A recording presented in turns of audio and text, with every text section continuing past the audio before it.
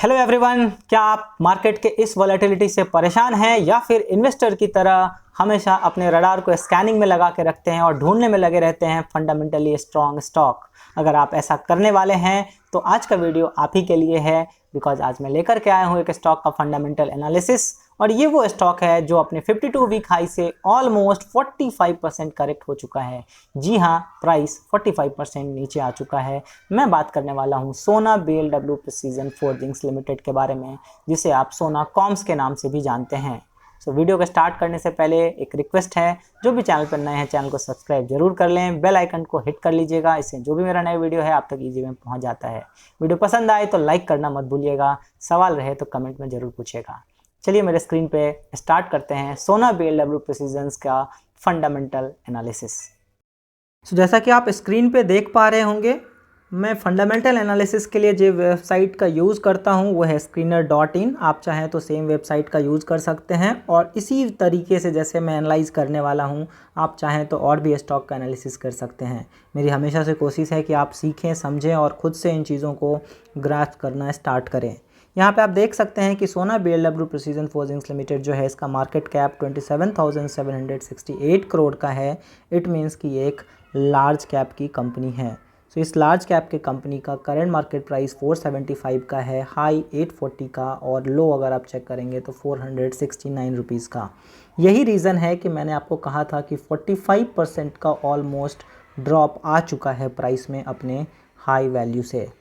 Company के बारे में अगर आपको डिटेल में समझना होगा तो आप इस सेक्शन को पढ़ सकते हैं, जिसमें आपको सारे डिटेल्स मिल जाएंगे। जो इसमें काम की बातें हैं वो मैं आपको बता दूं। पहला तो ये कि ये जो कंपनी है ये ऑटोमोटिव टेक्नोलॉजी कंपनी है, जो कि अलग अलग तरीके के प्रोडक्ट बनाती है, जिसमें से जो मेजर इनके काम है वो अगर आप चेक करेंगे तो differential assemblies, gears, conventional and micro hybrid Motors हैं, BSD systems, EV traction Motors हैं, और ये सारे व्हीकल्स कैटेगरीज़ के लिए बनाते हैं। सारे व्हीकल कैटेगरीज़ कहने का मतलब प्राइवेट व्हीकल्स हो या कमर्शियल व्हीकल्स हो, ट्रैक्टर्स हो, इन सारे व्हीकल्स के लिए ये अपने प्रोडक्ट को मैन्युफैक्चर करती है।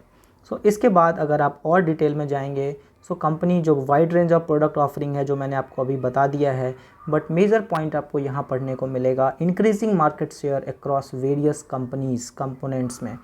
इसमें सोना BLW is among the top 100 global differential bevel gear suppliers, among the top 10 global starter motor suppliers for private vehicles, and the largest manufacturer of differential gears for private vehicles, commercial vehicles, tractors in India।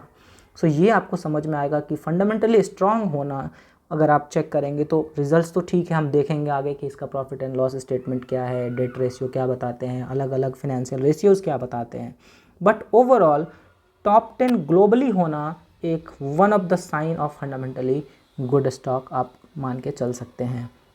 Product mix और revenue mix को अगर आप check करेंगे वो भी details आपको मिल जाएंगे। इसके बाद अगर आप यहाँ पे और भी डिटेल्स में जाएंगे तो इनके क्लाइंट बेस क्या क्या हैं, ये जो प्रोडक्ट बनाते हैं वो किसको सप्लाई करते हैं। आपको नाम आप जानते ही होंगे, Ashok Leyland, M&M, Mahindra and Mahindra की बात हो रही है, Scott, Mahindra electric, Renault, Nissan, Maruti Suzuki, Volvo Eicher.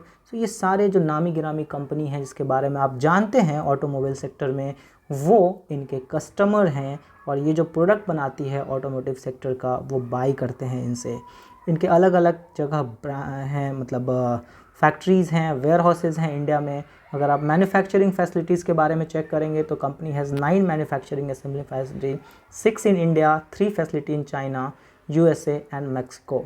इसके बाद अगर आप डाइवर्सिफाइड ग्लोबल प्रेजेंस में चेक करेंगे तो यहाँ पे आपको रेवेन्यू एक्सपोर्ट से 75% कंपनी जनरेट करती है, जिसमें 36% जो है वो नॉर्थ अमेरिका से, 27% इंडिया से, चाइना और अलग India and China 36% north America से, 27% यूरोप से, 25% इंडिया से एंड 8% चाइना से यहाँ पे रेवेन्यू का इनका ब्रेकअप है। ये सारे डिटेल्स आपको मिल जाएंगे। R&D में इनका क्या है, increasing focus on EV segment का क्या है, ग्रोथ स्ट्रैटेजी क्या है, ये सारे डिटेल्स आपको मिल जाएंगे। इसके बाद अगर आप कंपनी के बाकी डिटेल्स को चेक करने के लिए अगर आप फिनेंशियल रेशियोज़ को चेक करेंगे तो ये वेबसाइट आपको सब कुछ प्रोवाइड कर देता है वन शॉट में। सबसे पहले हम चेक करते हैं ROCE और ROE। आप जानते होंगे, अगर आप थोड़ा भी फंडामेंटल को फॉलो करते हैं, ROCE करने का मतलब है रिटर्न ऑन कैपिटल एम्प्लॉयड और ROE का मतलब है रिटर्न ऑन इक्विटी। सो ये वो दो पैरामीटर हैं। अगर मैं आरओई के बारे में बात करूं तो इसका मतलब ऐसे निकाला जाता है कि कंपनी अपने इक्विटी वाले पैसे पे कितना रेवेन्यू जनरेट कर रही है। सो 20.6% का रेवेन्यू जनरेट हो रहा है इक्विटी वाले पैसे पे। आरओसी कहने का मतलब होता है टोटल कैपिटल, जिसमें इक्विटी और डेट दोनों पार्ट को कंसीडर किया जाता है, और फिर कंपनी कितना रिटर्न जनरेट कर पा रही है उस कैपिटल पे, वो 21.5% है। इन जनरल अगर ये 10% 15% के ऊपर है तो कंपनी को फंडामेंटली स्ट्रांग माना जाता है, अच्छा माना जाता है।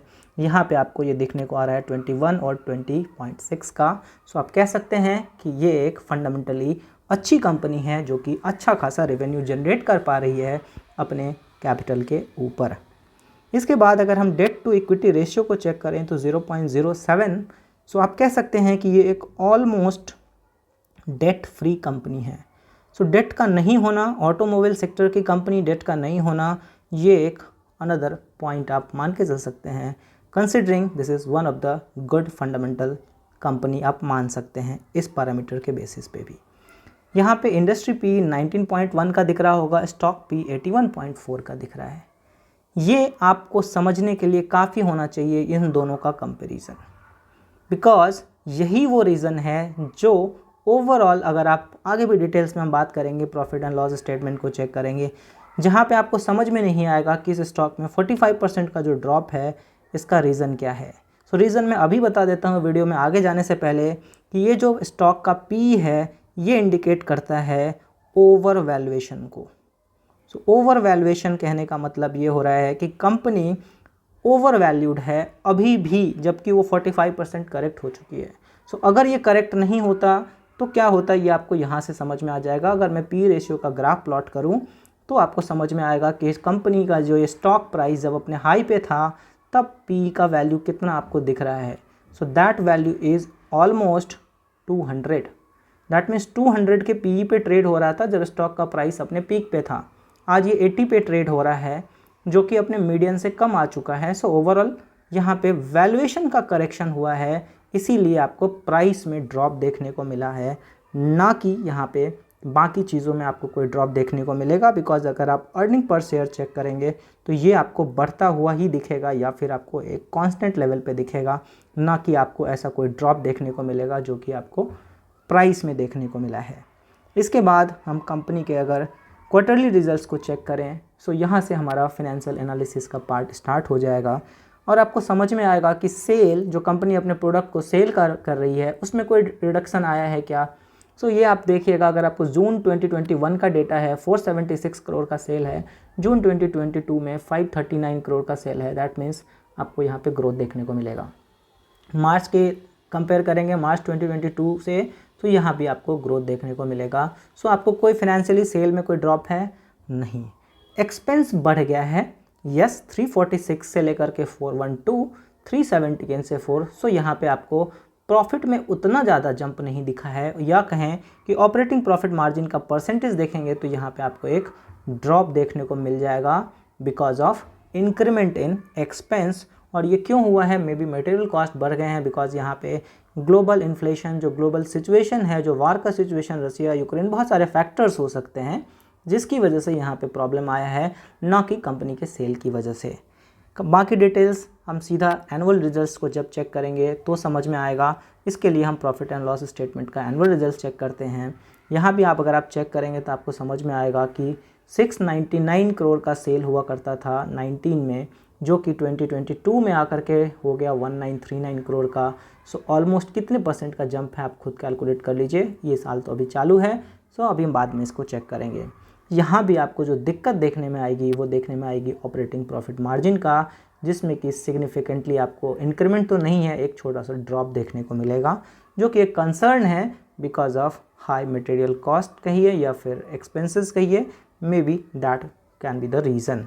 नेट प्रॉफिट की मैं बात कर लूँ तो नेट प्रॉफिट कंपनी, अगर ओवरऑल कंपनी को जज करना है तो आप नेट प्रॉफिट ही चेक कर लीजिए, आपको समझ में आएगा कि कंपनी किस तरह से काम कर रही है और नेट प्रॉफिट में किस तरह से यहाँ पे इंक्रीमेंट चल रहा है।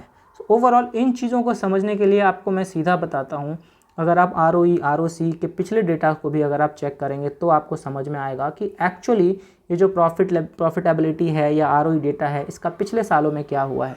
सो सेल ग्रोथ अगर आप चेक करेंगे, अगर आप पिछले कुछ सालों का, जैसे यहाँ आप देखेंगे जो 1 ईयर का तो 38% है, बट ओवरऑल 3 ईयर में 40% का ग्रोथ है, 5 ईयर में 30% का ग्रोथ है। कहने का मतलब ये 3 साल में आपको एक ग्रोथ देखने को मिलेगा। यहाँ भी 3 साल में प्रॉफिट ग्रोथ आपको देखने को मिलेगा। ROE में एक ड्रॉप हुआ था, बट यहाँ से आपको ग्रोथ देखने को मिल जाएगा। ROCE में ड्रॉप हुआ था, बट यहाँ से 3 साल में ग्रोथ देखने को मिल जाएगा। सो ओवरऑल ये 3 साल वाला जो टाइम है, अभी यहाँ पे ग्रोथ हो रहा है, बट प्राइस में आपको रिडक्शन दिख रहा है। रीज़न मैंने आपको पहले ही बता दिया कि जिस प्राइस पे वो ट्रेड हो रहा था वो ओवर वैल्यूड था। इनफैक्ट अभी भी ये ओवर वैल्यूड ही लग रहा है, बट अगर आप स्टॉक के फंडामेंटल्स को देखेंगे तो हो सकता है कि आने वाले टाइम में यहाँ पे आपको कुछ सरप्राइजेस देखने को मिल सकता है। ओवरऑल अगर हम बैलेंस शीट को चेक करेंगे तो हमें यहाँ पे देखने को मिलेगा कि कंपनी का बोरोइंग्स बीच में बढ़ा था, बट अगर आप मार्च 2022 का डेटा देखेंगे तो बोरोइंग्स कंपनी ने रिड्यूस कर लिया है और अभी फिर से एक ऑलमोस्ट डेट फ्री कंपनी की तरह ही ट्रीट हो रहा है। This is another good sign of a fundamental strong company. Cash flow में भी कोई प्रॉब्लम नहीं देखने को मिलेगा, आपको यहाँ पे कैश फ्लो आता हुआ दिखेगा, जो कि ऑपरेटिंग एक्टिविटी वाला पार्ट है जिसको हम कंसिडर करते हैं फंडामेंटल एनालिसिस में। अगर हम शेयर होल्डिंग पैटर्न को चेक करने के लिए जाएंगे तो यहाँ पे प्रोमोटर्स में थोड़ा सा आपको यहाँ पे डिप देखने को मिलेगा, बट ओवरऑल 67.18% अगर प्रोमोटर होल्डिंग है, सो ये one of the good company आप मान के चल सकते हो जितने इतना हाई प्रोमोटर होल्डिंग है अभी के डेट में। और प्रोमोटर्स के बाद भी जो अगर आप होल्डिंग पैटर्न देखेंगे तो 8.8% FIIs का है, 16.12% DIs का है, मतलब अपने डोमेस्टिक म्यूचुअल फंड्स वगैरह जो होंगे, एंड बस पब्लिक का पार्टिसिपेशन 7.9% है। यस, पब्लिक का पार्टिसिपेशन बढ़ा है बिकॉज FIIs ने अपने स्टेक को सेल किया है, और यही रीज़न है कि स्टॉक का प्राइस गिरता जा रहा है बिकॉज ये लोग अपने माल को बेच के जा रहे हैं, जिन पास जो क्वांटिटी थी वो मार्केट में रिलीज़ करते जा रहे हैं। DIs ने भी यहाँ पे रिडक्शन किया, बट यहाँ पे फिर से उन्होंने बढ़ाया और अभी मतलब फिर घटाया। सो ओवरऑल यहाँ पे कांस्टेंट ही चल रहा है, बट FIIs की जो सेलिंग है वो काफ़ी हायर लेवल पे देखी गई है। यहाँ पे 13.89 से 10.38, फिर 9.77, 8.79 और 8.80। सो जब यहाँ पे FIIs की बाइंग लौटेगी तो ये स्टॉक में आपको अच्छा खासा जंप देखने को मिल सकता है। मेरा काम है आपको बताना कि कंपनी, अगर आपने ये स्टॉक ले रखा है, आपके पोर्टफोलियो में है, तो डरने की ज़रूरत नहीं है। कंपनी के फंडामेंटल में कोई प्रॉब्लम नहीं हो गया है, कंपनी के वैल्यूएशन का प्रॉब्लम है। हो सकता है कि आपने हाई पे बाई किया हो और आपका प्राइस अभी नीचे गिर गया हो, बिकॉज कभी कभी ऐसा होता है, कभी नहीं, मोस्ट ऑफ द टाइम होता है कि हम ट्रेडिंग के लिए स्टॉक लेते हैं बट वो गिर जाता है, फिर उसको हम पोर्टफोलियो स्टॉक बना लेते हैं, हम स्टॉप लॉस पर निकलते नहीं हैं और वो हमारे पोर्टफोलियो में अटका हुआ रहता है और हमें लगता है कि ये कंपनी हमें लॉस दे रही है। जबकि अगर हम सही समय पे फंडामेंटली एनालाइज करके स्टॉक को बाई करें तो स्टॉक हो सकता है हमारे पोर्टफोलियो के हिसाब से लॉन्ग रन में हमें अच्छा रिटर्न देता हुआ दिख जाए। इस कंपनी को हम रडार पे रख सकते हैं, ऐसा मेरा मानना है। अभी बाई करना चाहिए नहीं करना चाहिए, इस पे अगर आप डिस्कशन करेंगे तो थोड़ा सा प्रॉब्लमेटिक होगा, बिकॉज स्टॉक अभी बेयरिश जोन में है अगर आप टेक्निकल चार्ट को देखेंगे। और मेरा मानना है कि स्टॉक जब तक गिरता रहता है वहाँ पे हम सीधा पूरा अमाउंट में इन्वेस्ट करने का कोई मतलब नहीं बनता है, इनफैक्ट अवॉइड कर सकते हैं। बट इन्वेस्टर हैं, लॉन्ग टर्म की सोच है, तो SIP मोड में इन्वेस्ट हम ज़रूर कर सकते हैं।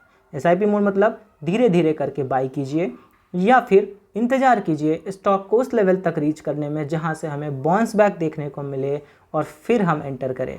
तो दोनों में से जो भी तरीका आपको अच्छा लगे आप यूज़ कर सकते हैं। ये मेरा पर्सनल व्यू है, आप किसी अपने फाइनेंशियल कंसल्टेंट को ज़रूर कंसल्ट कर लें, बिकॉज ये किसी तरह का बाय या सेल रिकमेंडेशन नहीं है, जस्ट बिकॉज कि आप स्टॉक को अपने रडार पर रखें, ये एनालिसिस लेकर के मैं आया हूँ। और भी किसी स्टॉक के बारे में आपको जानना है तो आप कमेंट करके ज़रूर पूछ सकते हैं। बने रहिए मेरे चैनल पे, तब तक के लिए थैंक यू।